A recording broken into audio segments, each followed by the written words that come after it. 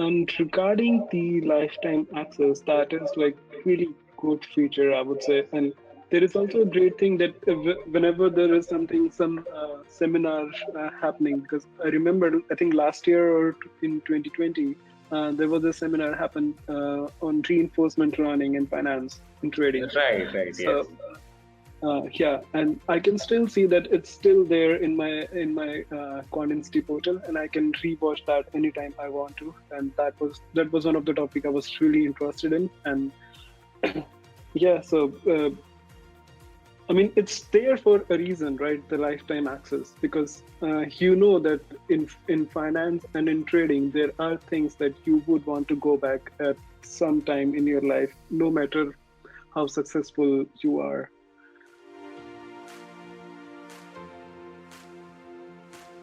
My name is Dayal Madan. I'm currently based in London. I'm working as a quant developer in a hedge fund called Man Group, where I'm currently in a risk technology team. And apart from that, I basically love music.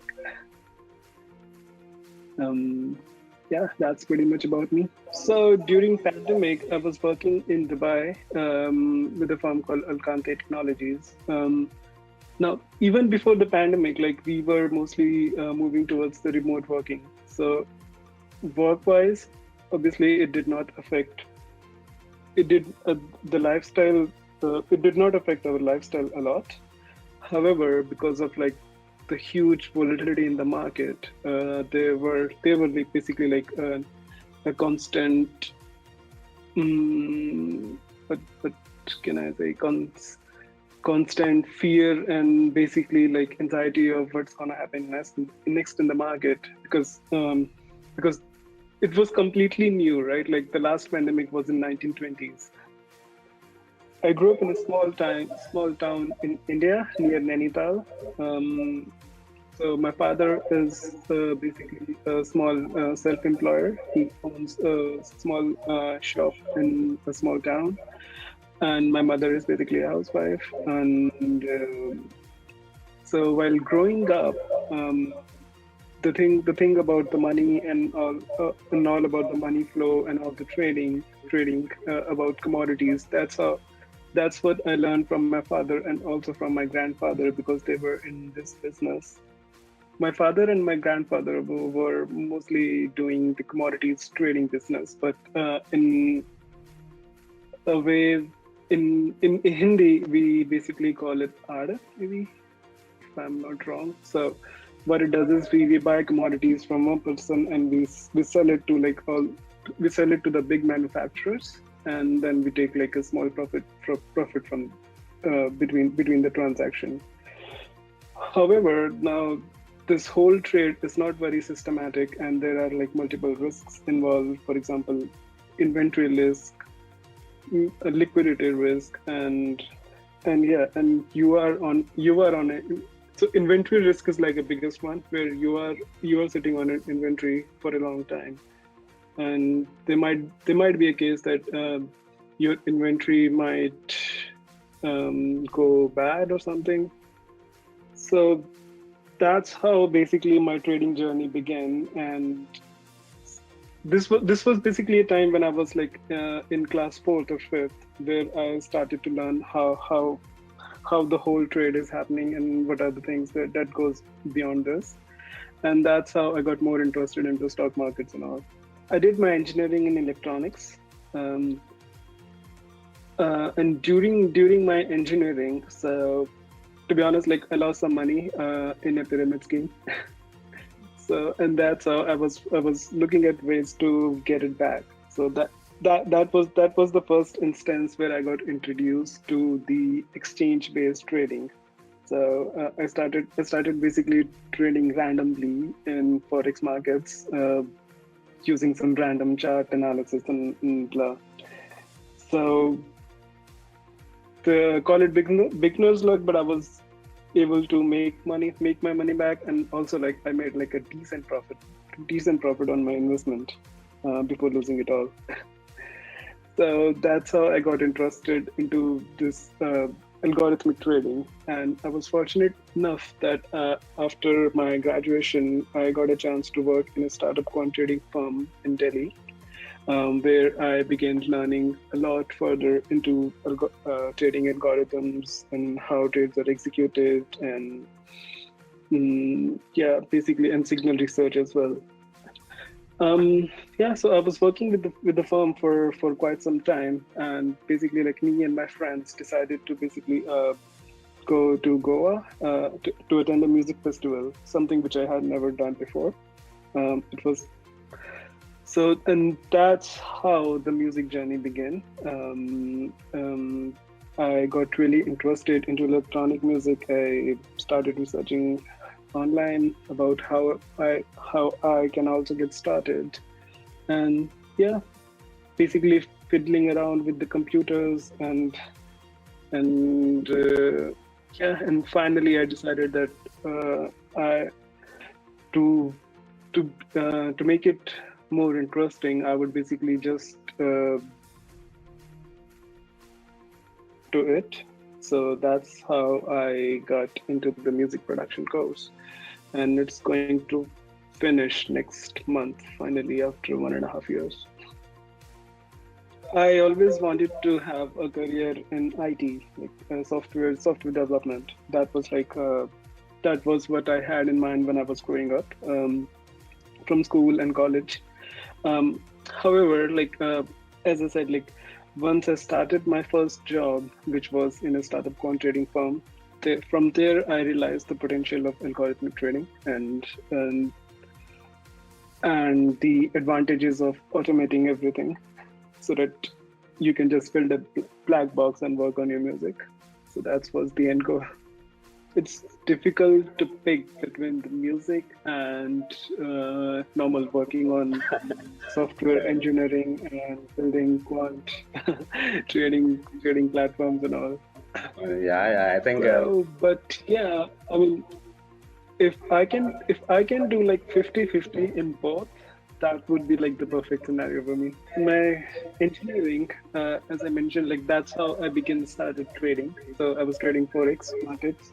Um, um, so I started learning a bit about the so-called technical indicators like RSI or something, and that's how I began to think. There was actually one thing that so in forex markets, like when we are trading on a MetaTrader platform, there is a thing called expert advisors that lets you basically code your own strategy, and that will take and exit the trades for you. So that's how it began. That's where I basically started coding my own strategy. I tried to do multiple paper trading on that, but that didn't work.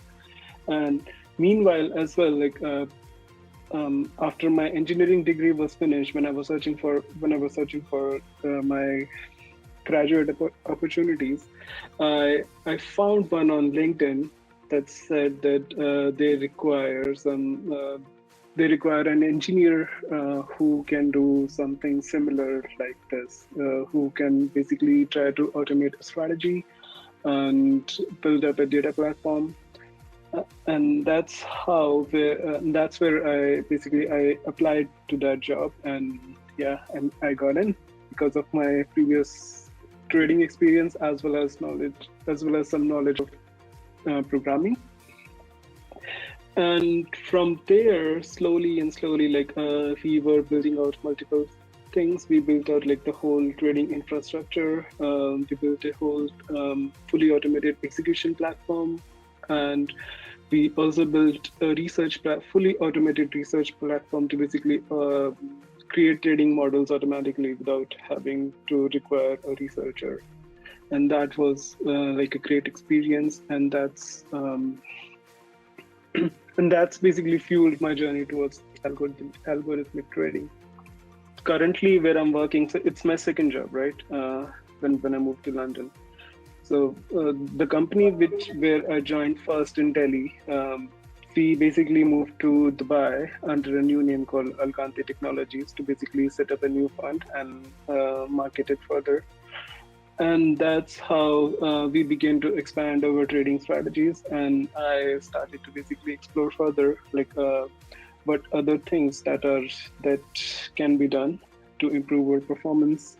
And that's how I came to know about QuantInsti and their program and the EPAT program. So I also went through the curriculum and it looked really interesting. And yeah, and there were like a few modules which I was like really interested. That was market microstructure and also Python for trading, because I never had a direct experience on Python before. And so EPAT basically helped me learn Python quicker.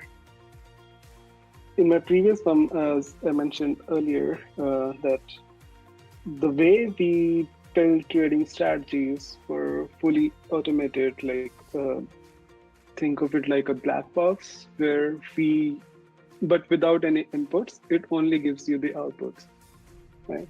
And as we were scaling, the problem was all the output of that was highly correlated, and we were trying to identify different ways to basically have trading signals that can be uncorrelated with each other. And I have basically worked on a single thing for a long time, so it was difficult for me to move to to basically identify new things without any external push. And that's how that was like one of the reasons why I enrolled for EPAC, so that I can have a structured way of doing things. And on my algorithmic trading journey during EPAT, so EPAT basically, to give you a great analogy, in EPAT basically tells you how to bake a cookie, right? Like say how to bake a vanilla cookie. And now, if you are looking to bake, if you are a baker who does not know how to bake a cookie, then EPAT is like a great resource to start learning how to bake a vanilla cookie, right? And now, once you know how to bake a vanilla cookie, you can easily bake a chocolate chip cookie, right?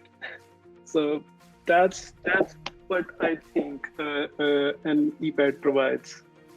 So one thing that I was hoping to learn from EPAT was basically improving the execution algorithms that we currently had at that time. So that's what I mentioned with the module called market microstructure, and that basically helped me understand how the trading psychology works in a most granular level. And yeah, I mean, that really helped me improve our market microstructure system and how we were able to place the limits and market orders. So that's one thing that the course really helped. The next thing is basically doing a new research.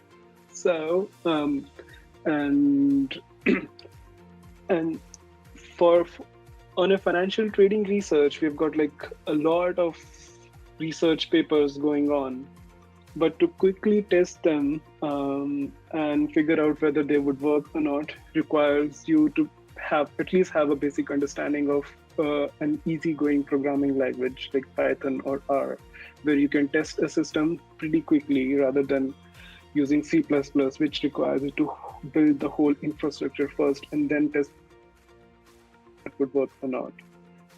So having a good understanding of Python that EPAT provided really helped me test out multiple different strategies that are available. And when you are testing those strategies, you would also have different ideas that you can test it out with, which are obviously not publicly known, but then you would find out that there are some things that would really work in a one particular scenario. And that's what and for these things, I give all the credit to EPAT.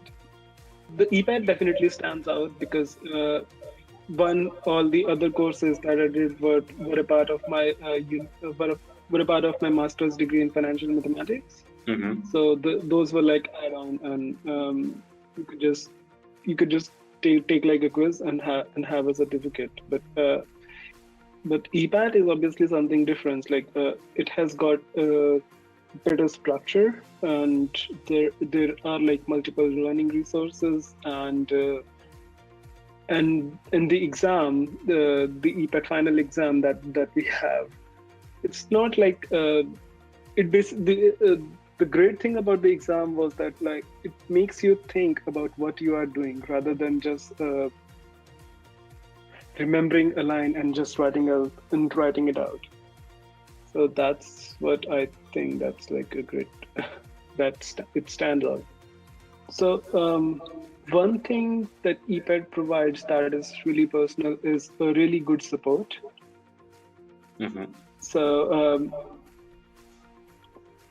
for me, like Neeraj was assigned to me as my go-to support person, and the thing was like it went out to be like a very casual and a very candid conversation whenever I had a chat with Neeraj, and we mostly talked about like how our day was and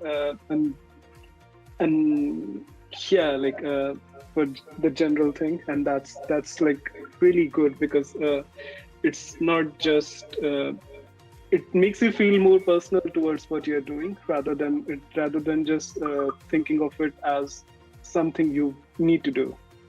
And regarding the lifetime access, that is like really good feature, I would say. And there is also a great thing that whenever there is some seminar happening, because I remember, I think last year or in 2020, there was a seminar happened on reinforcement learning in finance and trading. Right, yes. So yeah, and I can still see that it's still there in my QuantInsti portal, and I can rewatch that anytime I want to. And that was one of the topic I was really interested in. And yeah, so I mean, it's there for a reason, right? The lifetime access, because you know that in finance and in trading, there are things that you would want to go back at some time in your life, no matter how successful you are. In trading, when you're developing a model, there is really important thing to consider. That is like don't focus on the noise, focus on the information that the price is giving you. And I honestly believe that we can apply that to our life as well. So whatever the people say, like that's just noise to you if they tell you that you can't do it. Just focus on the information, focus on the output that you are going to achieve, and works toward it. Just everything is just a noise.